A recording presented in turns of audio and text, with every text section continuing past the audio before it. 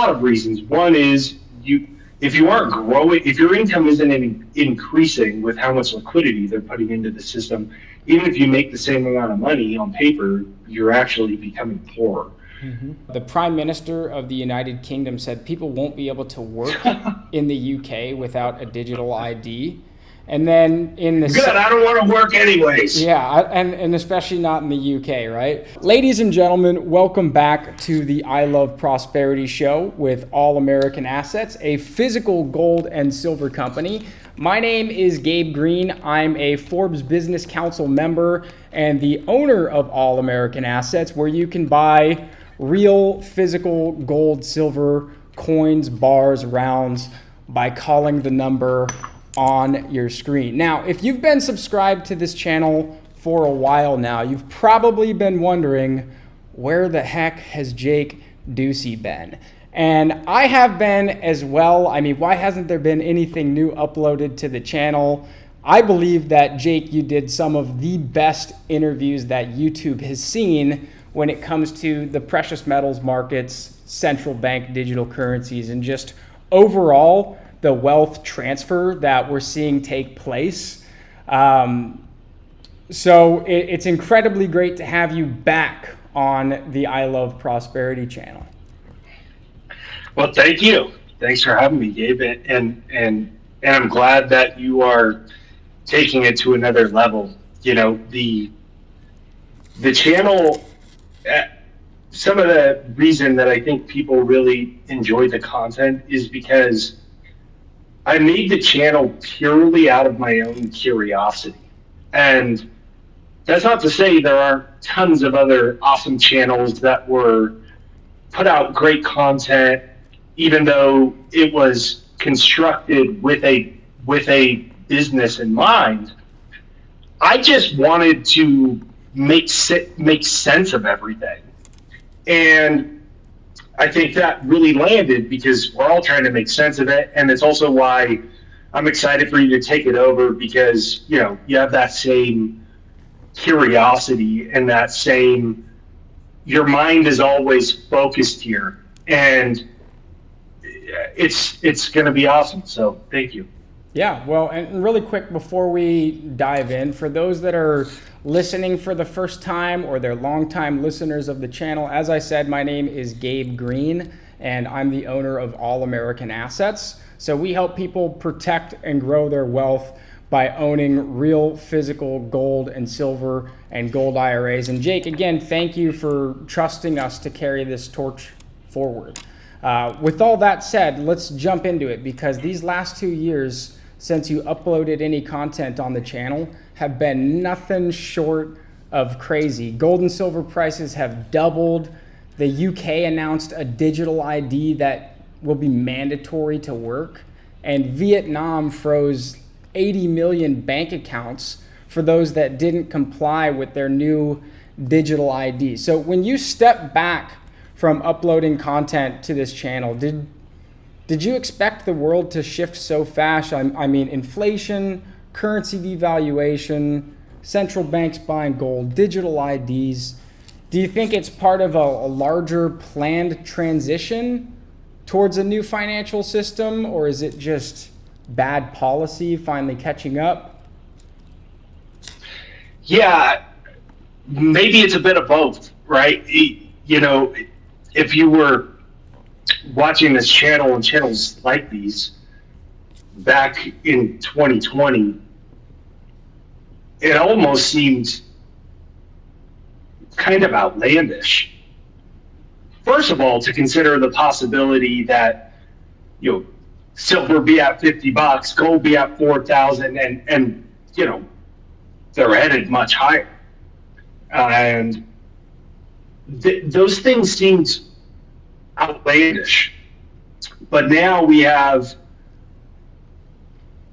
the Fed talking about they want to end quantitative tightening and begin quantitative easing while the markets are at all-time highs, which is the last time they did it, and they pumped all the new round of liquidity we were all looking at that in 2020 after the big COVID crash. Totally different situation. And I would imagine that everything is going to happen exponentially faster because we've never been in a situation where even when we had the Obama bailouts, it was the same thing as the 2020 Trump situation where you're coming off a crash. Now we're going to do the exact same thing. They've got a lot of room. Trump wants his zero interest rates or as low as he can get. I would imagine it's going to speed up a lot. I think that it's probably a combination of, as you stated, it's probably a combination of a bit of the both. I mean, Trump's a debt guy. He's a debt guy. He wants debt. He likes debt. He built his fortune using debt. He talked about how he wanted to keep rates last time he was in office at 0%. He was harassing the Fed last time because he wanted negative interest rates, So whether it's a bit of both, if you're a politician, right? Like, what do you do at this point? You can't unwind any of it. So you do two things. Either you become the most unpopular president in history because you ruin everybody's assets and everybody's portfolios, or you kick the can down the road, and it's hard to believe that the can has gotten to a point of all-time highs with a whole bunch more air they're attempting to put in the balloon, so to speak. Yeah, 100%. It's the analogy of there being a balloon with a hole in it, and then they just keep on pumping it further. Like you said, they're ending quantitative tightening. Well, what's the opposite of quantitative tightening? And they want to give out $2,000 stimulus checks again. I mean, the last time we gave out $2,000 stimulus checks to people, look at how much inflation has risen since then. So it's just not a good idea, and it is exactly what you said. It's kicking the can down the road. Now, you've interviewed some of the most brilliant minds in the industry, economists, investors. Looking back, is there a specific warning or a prediction that people dismissed at the time, but now it's just impossible to dismiss? There's probably a lot, but I would say particularly if you watch this channel, the crazy thing, and by no means am I tooting my own horn, because for the most part, all I did is let other people talk. So it was really what other people said, but the amount to which we talked at length about metals, commodities, mining stocks, energy stocks, and they're a difficult thing to invest in because it's volatile. But you just look at, it's crazy. You look at, I mean, Vizsla, if you watch the channel, Vizsla Silver, whom we began having on and was a main partner to our operation, they were about 40 cents, 50 cents. It's like a $4.25 stock. That's a 10 bagger. We had Uranium Royalty Corp on the day they went public.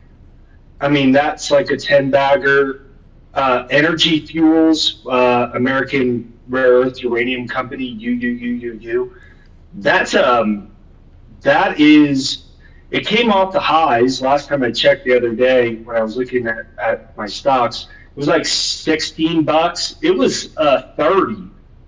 We started talking about that at it was like $2.72. So you look at all that, and I would say that more than anything, because when you invest in metals and commodity stocks and mining stocks, it's hard because, and you want to believe it's going to happen right away. And then it did happen, and it took a little bit longer, and then it got. I mean, you just look at all these mining stocks. I mean, I would imagine every single one of these, for the most part, that we talked about, is at minimum up 500%, and hundreds and thousands of other ones we never discussed. And I think that that's really the thing that stands out to me, because we talk about this debasement, we talk about this liquidity flood and all these types of things like that. Well, as it was explained by so many people, so many investors, is that the result of which is that there will be an incredible amount of liquidity that will go to tangible things, to all the materials, to all of everything from the commodities for EV batteries, except rare earths, uranium, silver, gold, et cetera, et cetera, et cetera.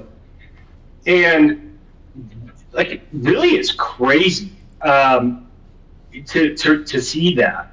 I was just talking to Mike Connor the other day. He's the founder of Visa Silver, and I was just saying, man, I'm so proud of you. Like, you know, and really, to anyone that's watching this, that's held through all that, because it's frustrating when you see like Mag 7 moving and it's like 2023, you're like, we get this big run and then it stops, and you know, the crazy thing is there'll be ups and downs, but everything's going a lot higher, fortunately or unfortunately.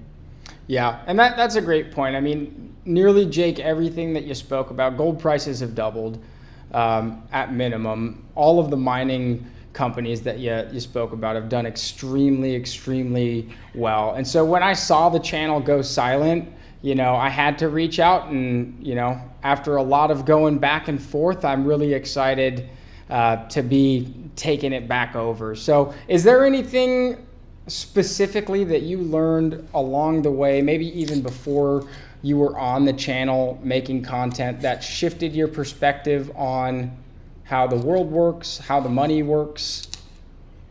Was there any one big thing you read? Or the biggest thing that I learned is patience. Okay. And I think I learned that from Rick Rule very well.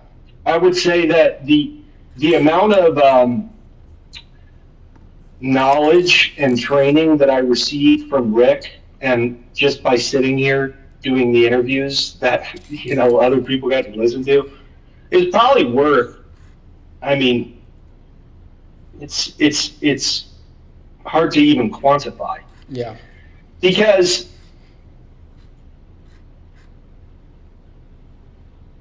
if you sold any of these stocks because you got impatient, any of these mining stocks, if you sold silver you bought silver at $17, right? And there's the, you know, bit of a markup, maybe you walk away with it at 19, and it took you 10 years, right? Like, my dad started buying silver, man, many years. I bought my first Monster box. I was 21. I'm 34 now, and the price was the same. It didn't go anywhere. And Rick had this quote, and I'm paraphrasing it, and he would say that eventually, when the liquidity comes, or when the event happens, I think he was quoting Doug Casey.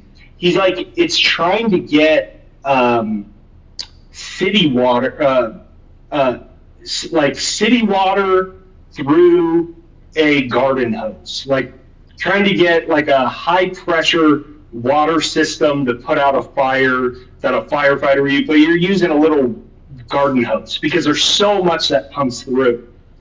And I think that patience is the most important thing.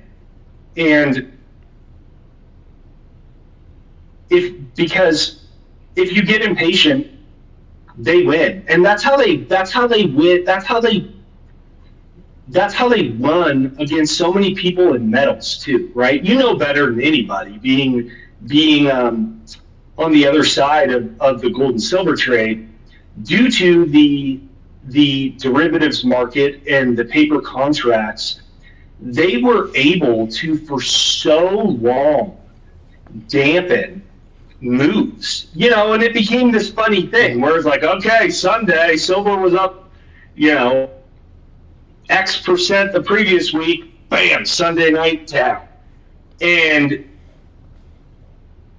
without patience and a sound thesis, those short-term events mess you up because you go, it's not moving. I'm going to go over here. And then you go to the thing that already moved. And you lose that way.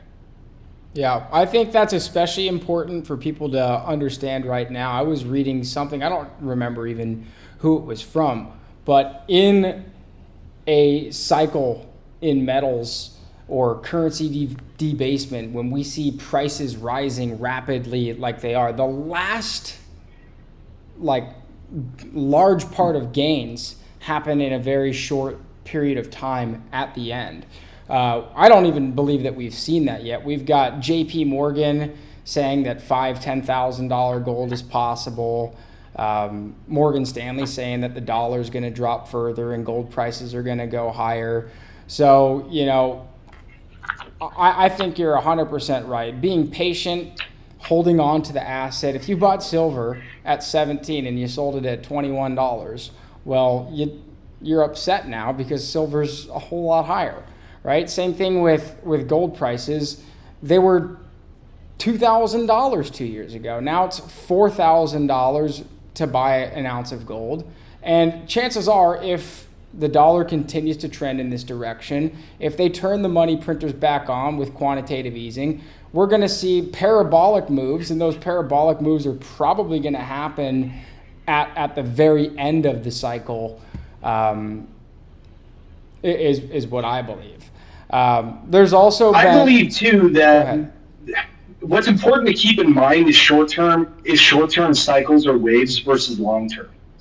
And there's a point at which this wave will end and people will think it's over. But I think it's important, again, as we were talking about, to understand the larger thesis at play. I own a gold mine. That was one of the reasons that I stepped away from the channel. Is my brother and I own a gold mine. And the reality is that there is no universe in which the answer will not be to, as Rick Rule would say, counterfeit money. There will be their crashes, which are really their a welcome for them because that's the excuse to start a new round of it. But there is no universe in which, I don't know the timeline, that there is not $10,000 gold. There's no universe in which that doesn't occur. Yeah. Does it happen in 2 years? Probably not.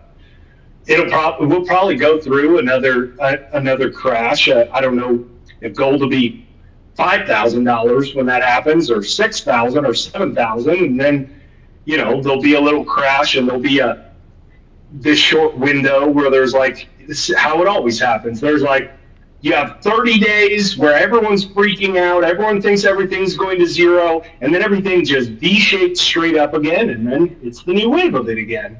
And that's my personal belief. Yeah.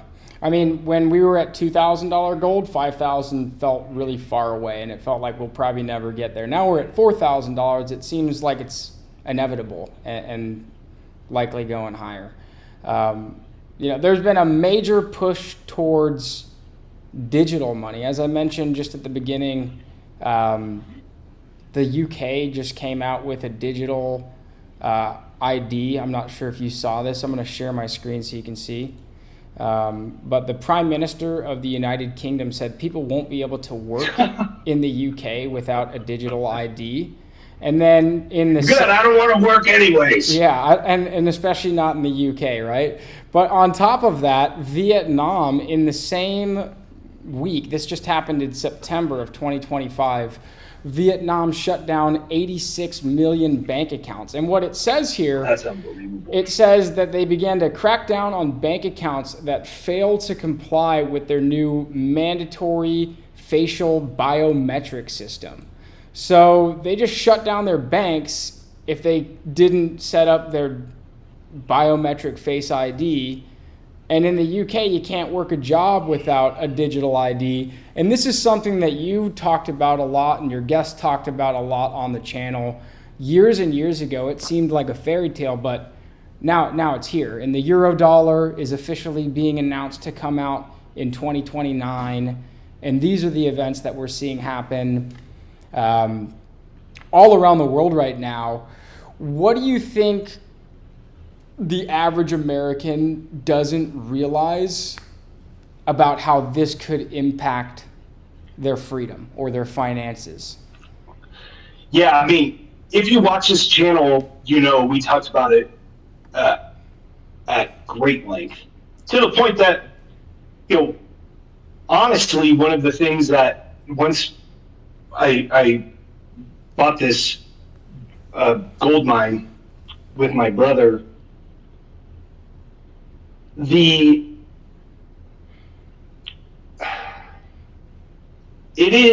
it's overwhelming, to know this stuff. It's a blessing and a curse. And it's a blessing because, for one, there's a wealth transfer on the other side. If you've followed what we've talked about, you've made a lot of money if you've stuck through it. And number two, you're prepared.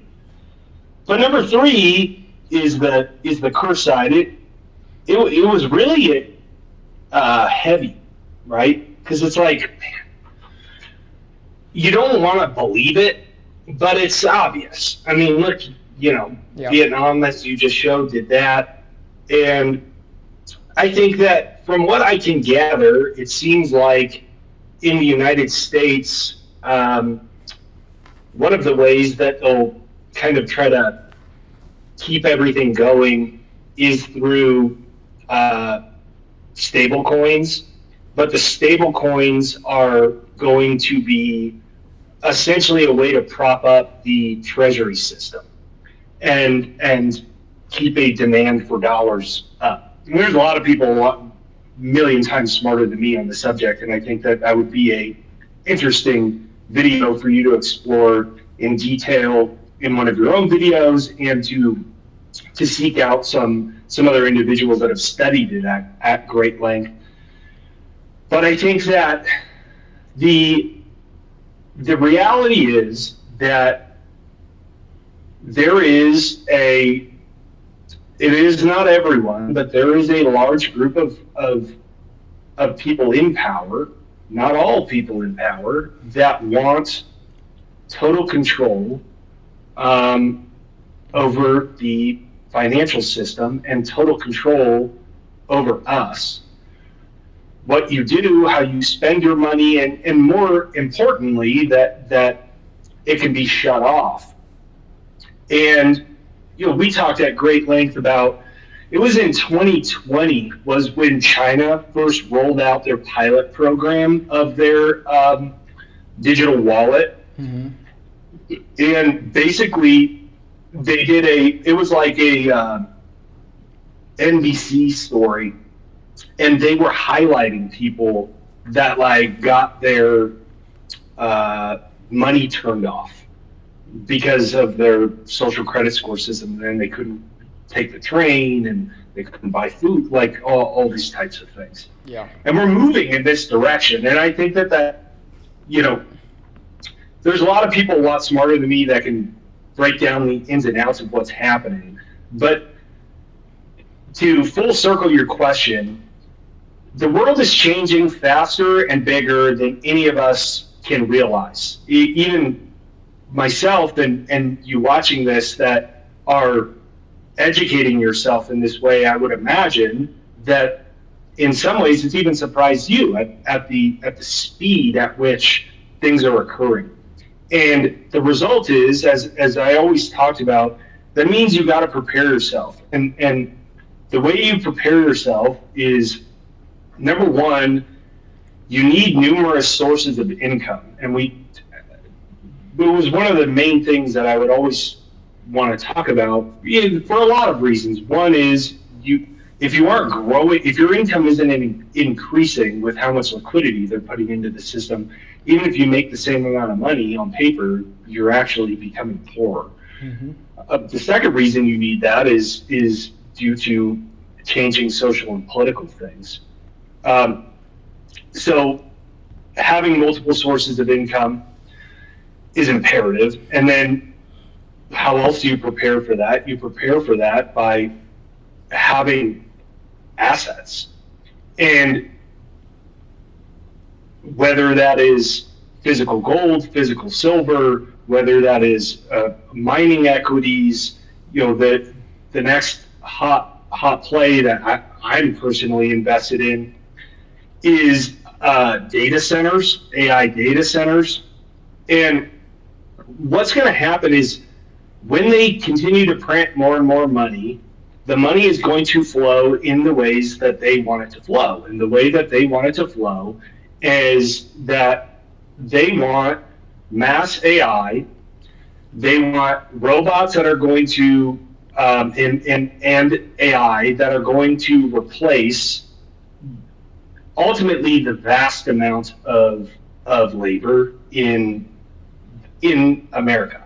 I mean, there's even videos, I'm not sure if you've seen them. They have robots like out in the field picking produce, and they are so efficient. It's crazy. And so to have AI, you need, it's one thing to put a whole bunch of money into building AI and robots and all this stuff. Well, you can't do any of that at scale without, one, an incredible amount of electricity, and two, an incredible amount of data centers. So one of the other ways that I'm positioned for the next wave of liquidity is in data center stocks and energy stocks, specifically energy stocks that are correlated to AI data centers.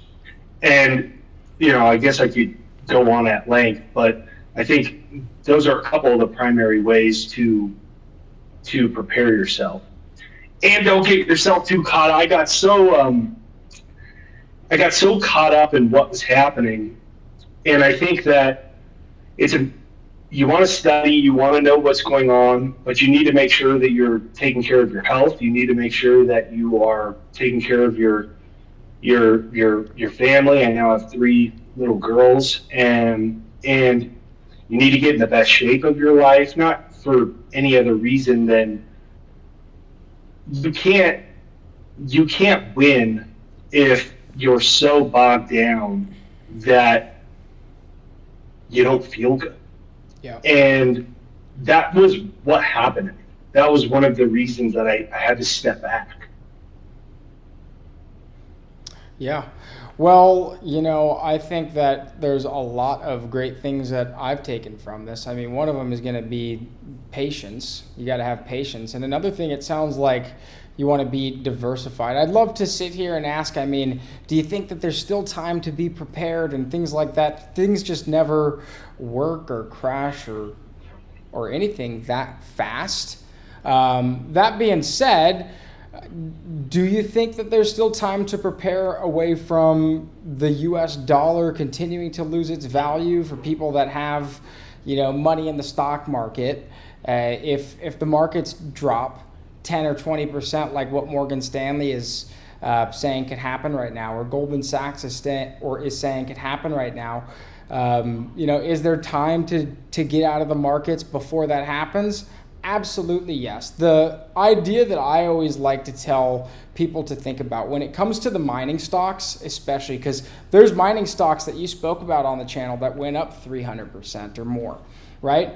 My big caveat with the difference between gold ETFs and mining stocks is really just the value of the dollar. I mean, if you look back, Turkey right now, their currency is collapsing. It dropped 97% since 2010. So 10 years basically, their currency is going to zero.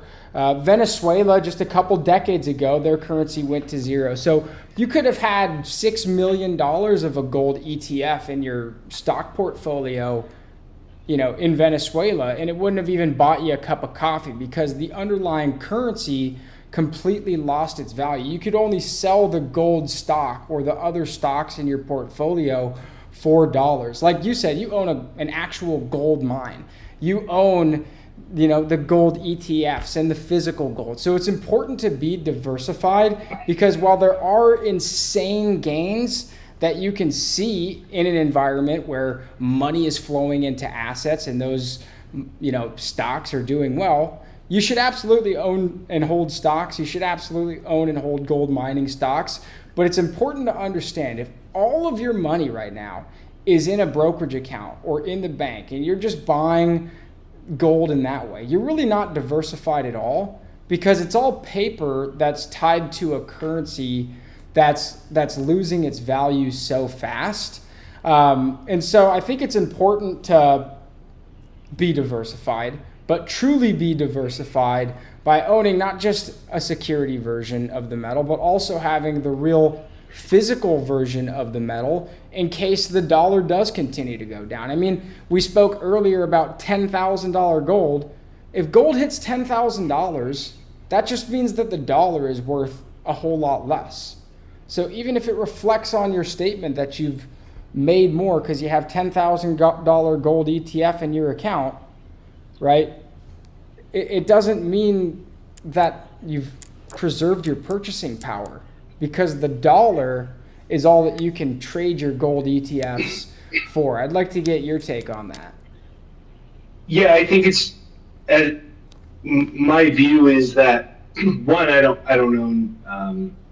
don't own any metals ETFs. If I own a play on I own commodity stocks, but particularly on metals, it's important to understand what you own. You do not own gold and you do not own silver. Essentially what you own is a leveraged play on the future price of gold and silver.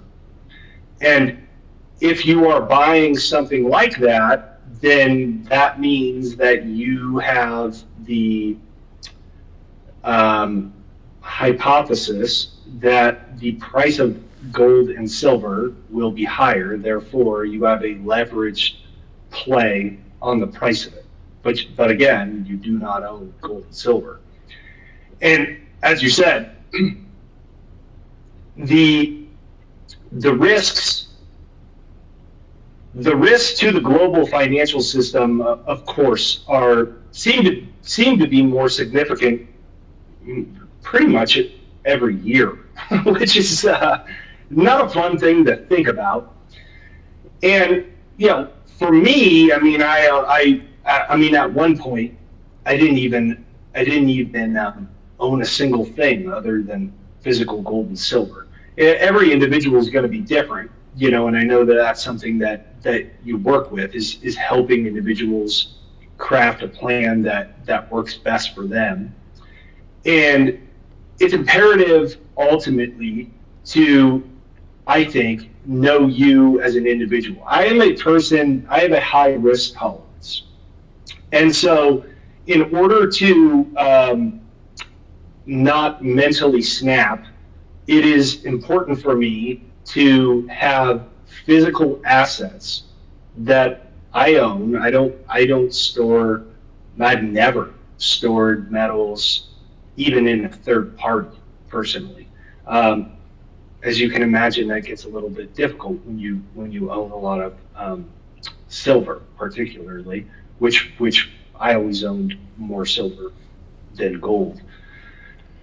But not just for the inevitable reality, which is that there is a point at which they will stop suppressing the price of gold and silver. I personally believe that will occur when they have trashed the system to such a degree that more liquidity can no longer fix it. And then you get a new Bretton Woods type of agreement, and it's like, hey, we have this amount of gold. And it's kind of like, it's almost like a game of poker, and you don't really realize how good their cards are. And they've got all this gold and all this silver and all these commodities that are stocked up, and then they are revalued. You want it for those reasons, but you also want it because you want to know that you have wealth outside of the financial system entirely. Yeah. For a lot of reasons. One of which is as you stated, and for me personally, one of the other important reasons is because as someone who has a higher risk tolerance, running businesses, funding businesses, investing in volatile assets, I want to know that I have a considerable amount of my wealth that whether the market crashes, a stock goes to shit, whatever the case may be, that in my possession or within a short distance of me, that I still have a level of security and a level of freedom for myself. And if you have loved ones, then it's even more imperative. And the ideal situation is that whatever you are putting in gold and silver, you do not ever sell. And so you're buying something that you can hand to your children that probably when you hand to your children, it is not going to be very easy to purchase. They're not going to be able to go out and purchase it quite as easily, either due to scarcity and or the price of things. Yeah. So that's my opinion. No, I think that's a great point. People will be priced out of buying gold at $10,000 an ounce. It just won't seem obtainable, and those that already own it and hold it. And another part about passing it down is it can be done privately. You just hand them the gold coins. I was going to say that, but I wasn't. It's outside of the system. It's right? outside of the banking entirely. system. Yeah.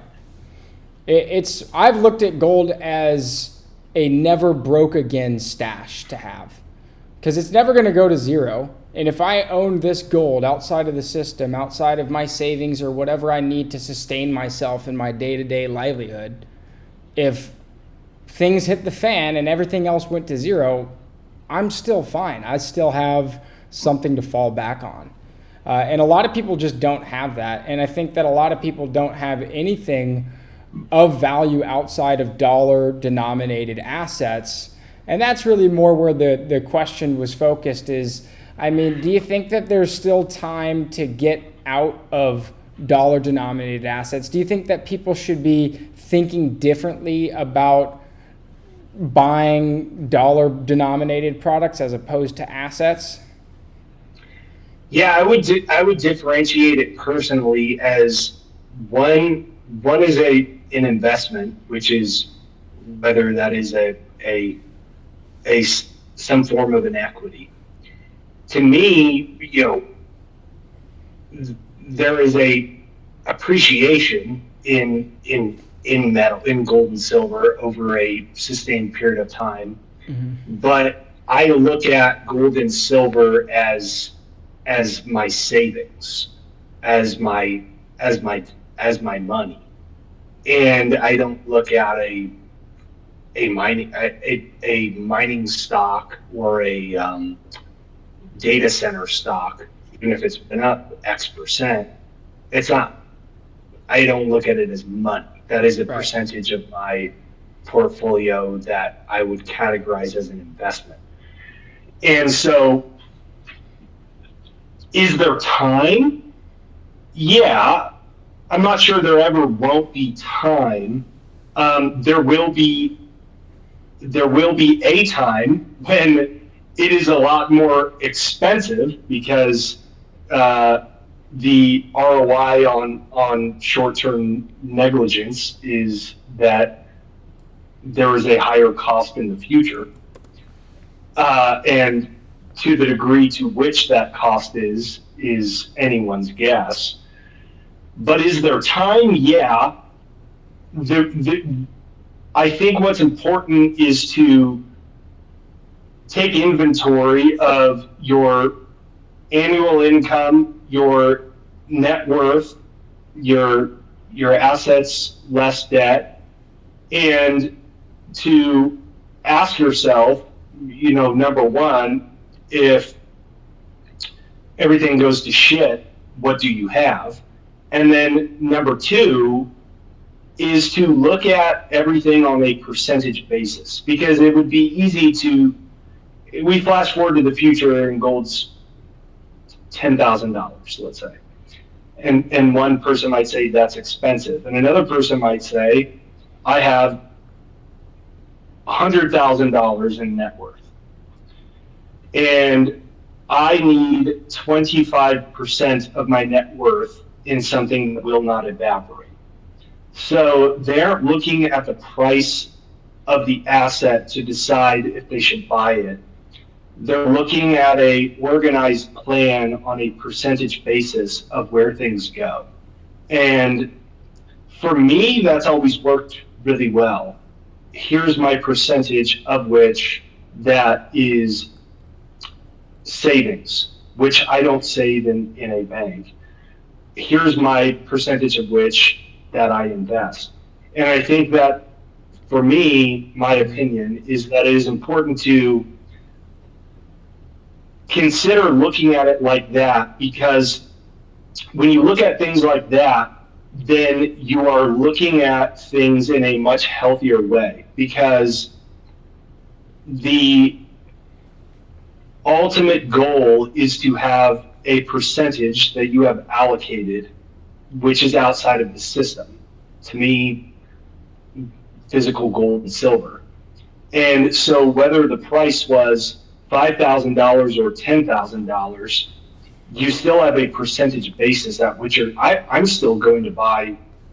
If gold was one day when we were older going to be $50,000 and it was $10,000 now, I'm still going to take a percentage of my excess income and buy gold with it, because it's a systematic approach on a percentage basis, not based off of the price of things.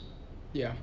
Well, I mean, at the end of the day, you understand the core fundamentals that it will never go to zero. It is true money, and you don't look at the other, it sounds like, investments or different plays that you make or trades that you make as your money, as your savings. And I think that there's a lot of people out there that have everything in a trade and everything in an investment and nothing in savings.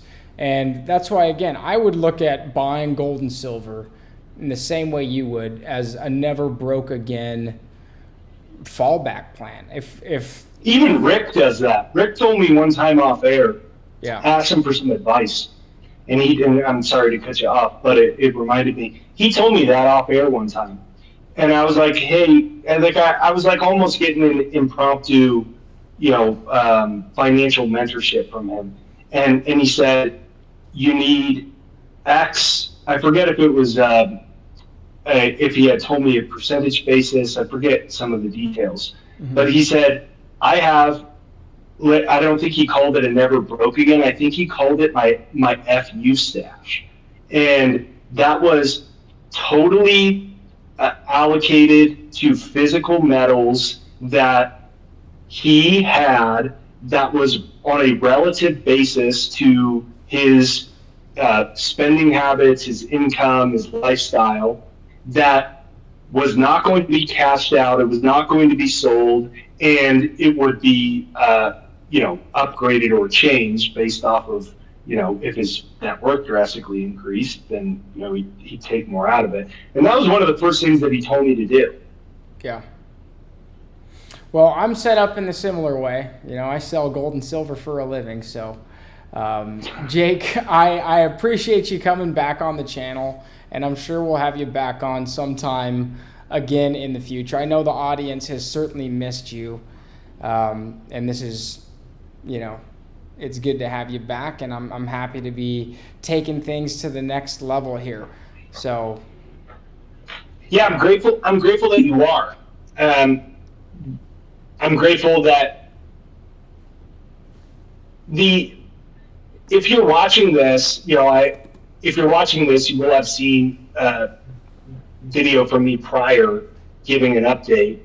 But if you're watching this, the I wanted someone to take over the channel, and I wanted to keep it going because the reality is that I started it. I had no intentions of I didn't even know that it was going to do well, and it did, and it became a for myself and maybe for you watching, it became an important community and an important way for you to learn. And in my other video and a bit here, I'll explain more why I had to step away. I alluded to it a little bit, but I felt in some ways almost a sense of guilt around that, because I know for myself and for others, not because of me, but because of the content that was put together and the people that we had on, it was an important part of people's lives. And I heard from Mike Connard and from many others at big mining conferences that viewers were going up to Mike and other individuals and asking what was happening. And I was approached many times by people that wanted to take the channel over, and it just never really. I didn't want it to turn into a bizarre commercialized thing where the primary purpose was not to make awesome content that educated people. And Gabe is the perfect fit to be able to do that. And so I'm excited you're taking it over, and it's going to be great. I'm happy that it's going to continue to grow and continue to serve people with that primary goal is,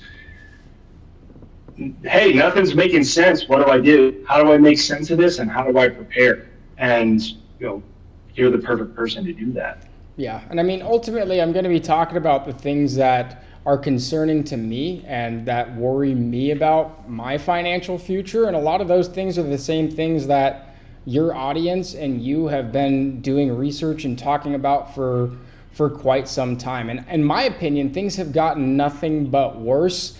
And I'd be doing the world and myself and all of your listeners a disservice by not continuing to do interviews and update them with news about the precious metals market and the economy and digital currencies and everything that's going on there. So Jake, thanks again for joining me, and thank you all for watching. Until next time, question everything, protect what's yours, and stay prosperous.